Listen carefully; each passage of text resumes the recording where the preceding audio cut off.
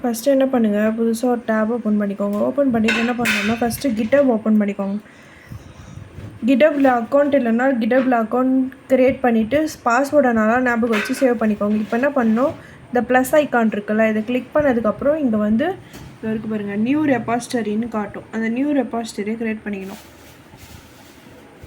Create பண்ணதுக்கப்புறம் இங்கே எதனா பேர் வை அப்படின்னு கேட்கும். இப்போ நான் கிட்டுன்னு வச்சுட்டேன். வச்சதுக்கப்புறம் இங்கே க்ரியேட் ரெபாசிட்டரின்னு இருக்குல்ல, இதை கிளிக் பண்ணணும். இது கிளிக் பண்ணதுக்கப்புறம் என்ன பேஜ் வரும்னா, நான் ஆல்ரெடி ஓப்பன் பண்ணி வச்சுருக்கேன், அதே ஓப்பன் பண்ணி காட்டுறேன். இந்த பேஜ் இந்த மாதிரி ஒரு பேஜ் வரும். இந்த மாதிரி ஒரு பேஜ் வரும் அந்த க்ரியேட் ரெபாசிட்டரின்னு கொடுத்ததுக்கப்புறம். இந்த மாதிரி பேஜ் வந்ததுக்கப்புறம் நம்ம என்ன பண்ணோன்னா, புதுசாக ஒரு டேப் ஓப்பன் பண்ணிக்கோங்க. ஓப்பன் பண்ணிவிட்டு கிட் பேஷ் அப்படின்னு டைப் பண்ணிக்கோங்க. கிட் பேஷ் டவுன்லோட்னு காட்டும்.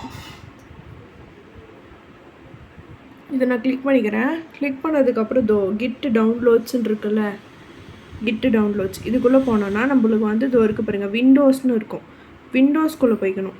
போனதுக்கப்புறம் இந்த ஃபஸ்ட்டு ஒன்று இருக்குல்ல, இந்த ஃபஸ்ட்டு ஒன்று கிளிக் பண்ணால் வந்து டவுன்லோட் ஆக ஸ்டார்ட் ஆகிடும். இருங்க, டவுன்லோட் ஆக ஸ்டார்ட் ஆகிடுச்சு. நான் ஆல்ரெடி வச்சுருக்கேன், அதனால் விட்டுட்டேன். அது டவுன்லோட் ஆனதுக்கப்புறம் என்ன பண்ணோன்னா ஃபைல் போகணும். ஃபைல் போய்ட்டு டவுன்லோட்ஸில் போய் செக் பண்ணுங்கள் டவுன்லோட் ஆகிடுச்சான்னு. டவுன்லோட்ஸில் போய் செக் பண்ணுங்கள் டவுன்லோட்ஸ் ஆகிடுச்சான்னு. ஆகிடுச்சுன்னா இப்போ எனக்கு இங்கே இருக்குது பாருங்கள், டவுன்லோட் ஆகிருக்கா. இது நீங்கள் டபுள் ப்ரெஸ் பண்ணி இன்ஸ்டால், நம்ம எப்பயும் போல் இன்ஸ்டால் பண்ணுவோமோ டபுள் கிளிக் கொடுத்ததுக்கப்புறம் இந்த மாதிரிலாம் கேட்கும்ல, இதுக்கு எஸ் இந்த மாதிரி கொடுத்துட்டு இன்ஸ்டால் நெக்ஸ்ட்டுன்னு கொடுங்க. நான் ஆல்ரெடி பண்ணிவிட்டேன், அதெல்லாம் முடிஞ்சிருச்சா. இப்போ நம்ம என்ன பண்ண போகிறோன்னா, வெளியே வந்துடுங்க. இப்போ ஏதோ ஒரு பிளேஸ் போயிட்டேன். இப்போ டெஸ்க்டாப்பே நான் எடுத்துக்கிட்டேன்னு வச்சுக்கோங்க. டெஸ்க்டாப்பில் போயிட்டு நம்ம என்ன பண்ணியிருக்கேன்னா, ஒரு ஃபோல்டர் ஃபஸ்ட்டு க்ரியேட் பண்ணியிருக்கேன்.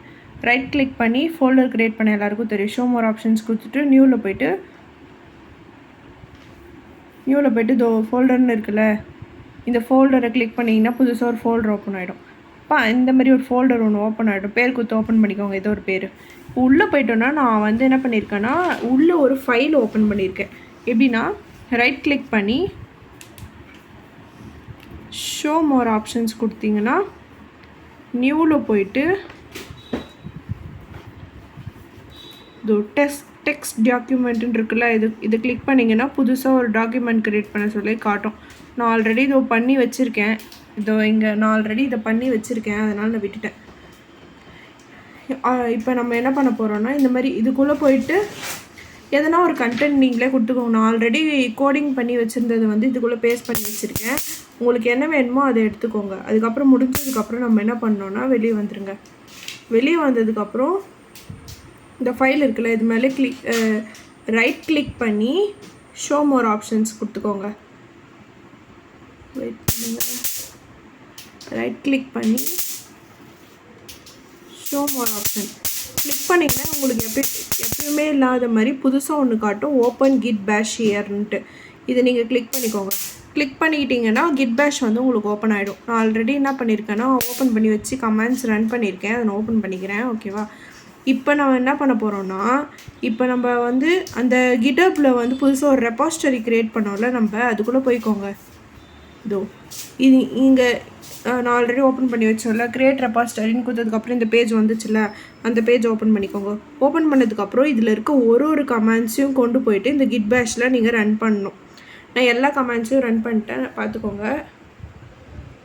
எனக்கு டோட்டலாக கம்ப்ளீட்டாக வந்து இது வந்து இன்ஸ்டால் ஆகிடுச்சு. இதுக்குள்ளே இந்த கிட்டு ரெபாசிட்டரி வந்து கனெக்ட் பண்ணிட்டேன், ரெண்டுத்தையும் சேர்த்து. நான் இப்போ என்ன பண்ணுறேன்னா, ஒரு கமெண்ட்ஸை தனித்தனியாக, இது ஒரு கமெண்ட்ஸு, அதுக்கப்புறம் இனிஷியலைஸ் ஒரு கமெண்ட்ஸு, அப்புறம் இது தனித்தனி கமெண்ட்ஸு இது வரைக்கும் ரன் பண்ணால் மட்டும் போதும்.